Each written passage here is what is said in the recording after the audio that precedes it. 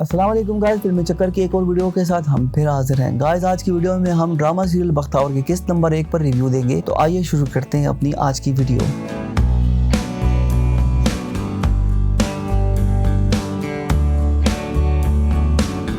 ड्रामे के स्टार्ट में एक देहात बताया जाता है जहां बख्तावर और उसकी बहन बैठकर बात कर रहे होते हैं। तभी उनका बाप आ जाता है और बख्तावर की बड़ी बहन नसीमा को दुल्हन का जोड़ा देता है और तैयार होने का कहता है, क्योंकि वो एक जुआरी होता है और अपनी बड़ी बेटी को जुए में हार जाता है। बख्तावर की माँ अपने खावन की बहुत मेहनत करती है कि वो अपनी बेटी के साथ ये जुल्म न करे। वो तकरीबन घर की हर चीज जुए में हारा हुआ है, कम से कम अपनी बेटी को तो माफ कर दे, लेकिन वो उसकी एक नहीं मानता और अपनी बेटी को साथ ले जाता है। जाते हुए उसकी बहन नसीमा बख्तावर को कहती है कि खूब लिखना पढ़ना और जो मेरे साथ हुआ है वो अपने साथ मत होने देना। फिर अगले सीन में दिखाया जाता है बख्तावर और उसकी माँ नसीमा के बारे में बात करते हैं और उसे बहुत याद करते हैं और रोते हैं। इसके बाद दिखाते हैं कि बख्तावर तैयार होकर अपनी सहेली की शादी में जा रही होती है। वो अपने कानों में सोने के झुमके पहनती है तो उसकी माँ उसको डांटती है, कहती है इन झुमकों को ना पहनो। अगर उसके बाप या उसके मामू और मुमानी को पता चला कि उनके पास सोने के झुमके हैं तो सबकी नजर उन पर लग जाएगी।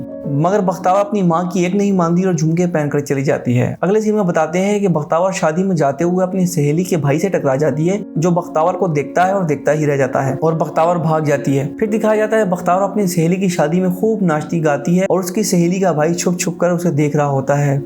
फिर दिखाया जाता है कि बख्तावर को नाचते हुए उसकी मुमानी देख लेती है और उसके यूं नाचने गाने पर बहुत बुरा मनाती है और चली जाती है। फिर दिखाया जाता है बख्तावर की मुमानी अपने खावन बख्तावर के मामू को बख्तावर के नाचने गाने और उसके कान में पहने हुए सोने की झुमकों का बताती है और कहती है कि वो सिर्फ दिखावे की गुर्बत का रोना रोते हैं, उनके पास बहुत सारा माल है। वो अपने खावन को उनकी कफालत करने से मना करती है, पर उसका खावन अपनी बीवी की बातों को नजरअंदाज करता है और कहता है वो बख्तावर की मुमानी नहीं अपने बेटे की माँ बनकर सोचे, क्योंकि वो अपने जहनी बीमार बेटे की शादी बख्तावर से करने का सोच रहा होता है। उसकी बीवी अपने खावन की बात सुनती है तो बहुत खुश होती है और चुप हो जाती है। फिर दिखाया जाता है बख्तावर की माँ उसको शादी पर नाचने गाने पर बहुत डांटती है और बख्तावर को कहती है कि उसका भाई बीमार है और उसका बाप रूपोश है, ऐसे में उसे हर चीज का ख्याल रखना चाहिए और चली जाती है। फिर दिखाते हैं बख्तावर का भाई गुड्डू जो बहुत बीमार होता है, उसकी माँ उसको गिलास में दूध ला कर देती है, पर बख्तावर का भाई गुड्डू उसको गिरा देता है और माँ से पराठा खाने का कहता है। और उसकी माँ बर्ची खाने जाती है तो बख्तावर उसे चाय बनाने के लिए दूध का पूछती है तो उसकी माँ कहती है दूध खत्म हो गया, थोड़ा सा आटा पड़ा है जिसका मैं गुड्डू को पराठा बना कर देने लगी हूँ। तो बख्तावर रो पड़ती है और कहती है सब कुछ गुड्डू के लिए है, मेरे लिए कुछ भी नहीं। फिर दिखाते हैं बख्तावर की सहेली का भाई आहद अपनी बहन को बख्तावर के रिश्ते का कहता है तो उसकी बहन कहती है ठीक है, मैं मुनासिब वक्त देखकर बख्तावर से बात करूंगी और चली जाती है। फिर दिखाते हैं बख्तावर अपनी किताबों से बातें कर रही होती है, उसे पढ़ने का बहुत शौक होता है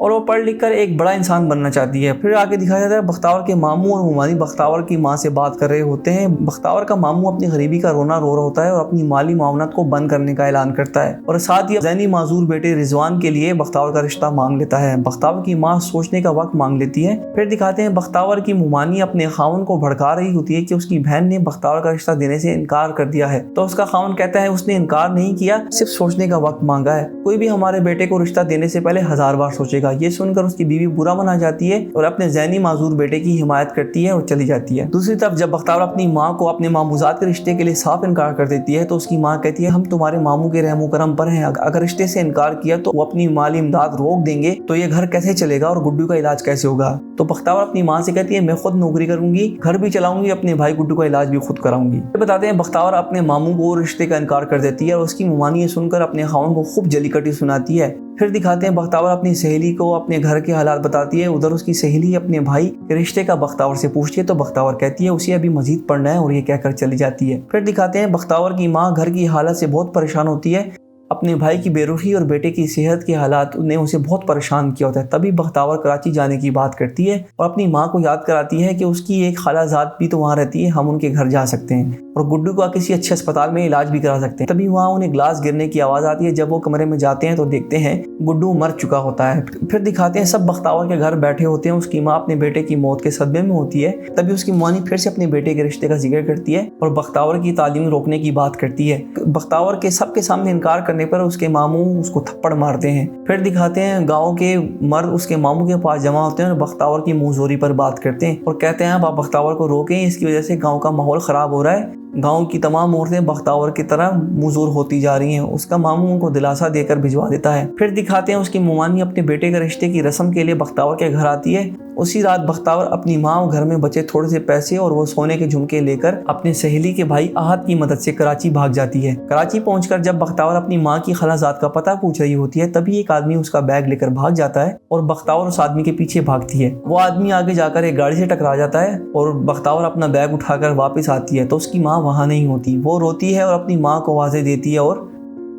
उम्मीद करते हैं गाइस आपको आज की वीडियो पसंद आई होगी। नीचे कमेंट सेक्शन में अपनी राय से ज़रूर आगाह कीजिएगा और अगर वीडियो पसंद आई हो तो लाइक, शेयर और सब्सक्राइब ज़रूर करिएगा।